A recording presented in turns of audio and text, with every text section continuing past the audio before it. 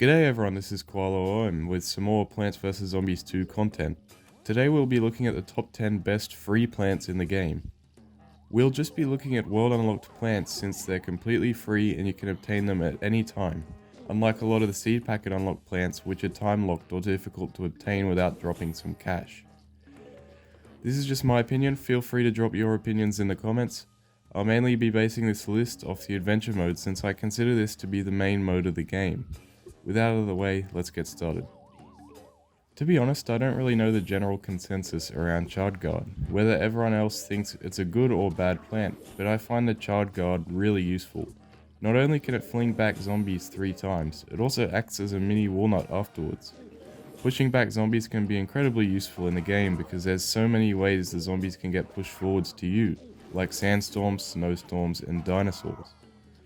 This makes Charred Guard great for controlling the zombies in a variety of different worlds, especially Jurassic Marsh and Frostbite Caves. The wintermelon's usefulness returns from the original game.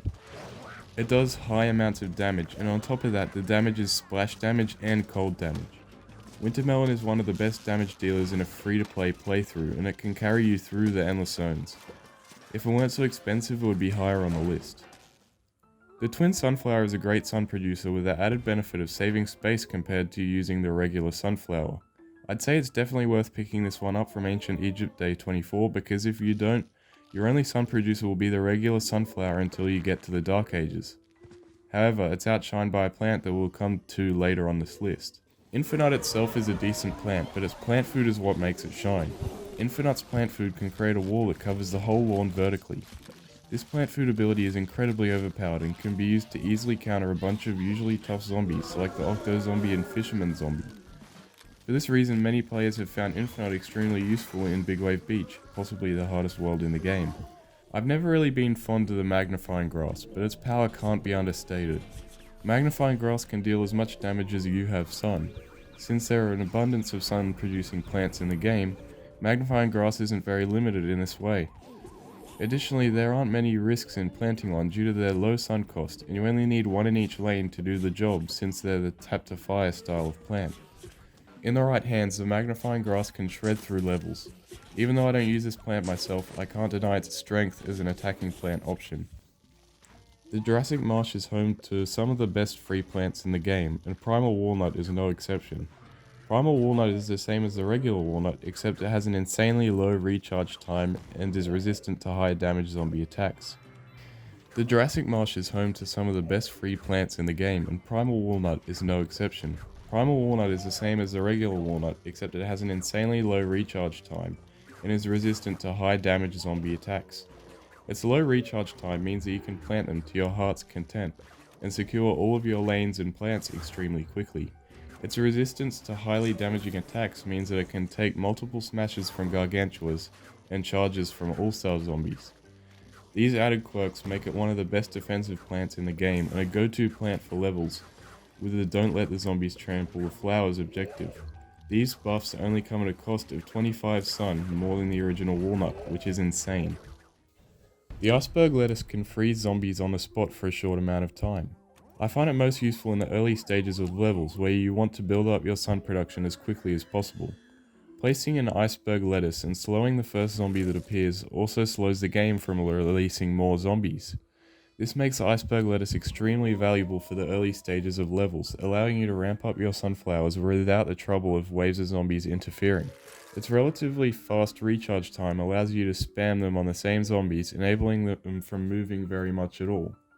Of course, we need to mention, on top of all of this, it costs 0 sun, meaning there are no drawbacks in spamming them. Yes, it does no damage, but that's the point, it's a supporting plant that allows your other plants to shine. The Iceberg Lettuce's small size and cute appearance are deceiving since it's a force to be reckoned with. Much like the Primal Walnut, the Primal Sunflower is an excellent improvement to a more basic plant. I have, personally, always used the twin sunflower as a sun producer, but the majority of the player base use Primal Sunflower, which is understandable. The Primal Sunflower costs 25 more sun than the regular sunflower, but produces 25 more sun as well.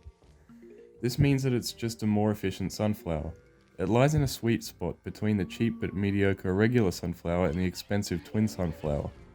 The reason Primal Sunflower overshadows the twin sunflower is probably down to the fact that the ratio of sun production by sun cost is 1:1 with the Primal Sunflower, while Twin Sunflower produces less sun than it costs. Primal Sunflower gives 75 sun per burst and costs 75 sun.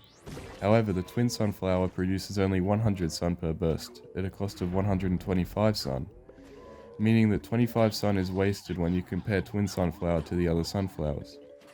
The Primal Sunflower is likely the best free sun producing plant. Who knows, maybe I'll change my old ways and start using it instead of the Twin Sunflower. The Dustflower, in my opinion, is the best attacking plant that you can unlock through the adventure mode. Usually I don't rank plants based on their synergy with other plants, but the shadow plants are an exception since they are actually made to boost each other. On its own, the Dustflower isn't a very good plant, but when powered up by the Moonflower, it reaches its true potential. It fires 3 splash damaging projectiles. This amount of splashing damage builds up very quickly when you start to plant more and more Dustflowers. Additionally, it can cover 3 lanes at the same time. And it's straightforward to build Dustflowers up because they don't cost much sun relative to their offensive power. If you don't believe me, seriously, you should try using this plant with the Moonflower. It's especially useful in levels with a bunch of zombies grouped together like the very world in which it's unlocked. Ever since Modern Day Part 2 was released, I have mained this plant and I've never looked back. The Primal Potato Mine baffles me. Who in their right mind at PopCap thought that the Primal Potato Mine is a fair and balanced plant? To put it simply, the Primal Potato Mine is a cherry bomb that costs only 50 sun. Yes, it takes time to activate, but that time is only a few seconds. You can use the Primal Potato Mine as a trap like the regular Potato Mine, but you can also use it as a cherry bomb because it activates basically instantly. Some last stand levels can also be cheesed by just spamming Primal Potato Mines since they cost next to no sun. Its versatility is a result of its low sun cost and quick activation.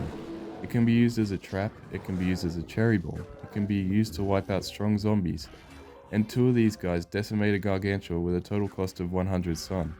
All of this is at a cost of 50 sun per mine, which means there are no repercussions in using this plant.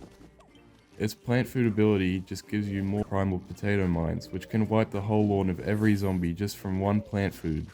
In a lot of levels, you can mostly win by just using Primal Potato Mines to get the zombies as shown on screen.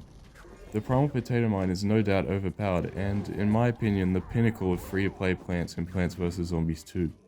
That's it for this list. Let me know your opinions in the comments, keep your eyes out for new videos, and I'll see you in the next one.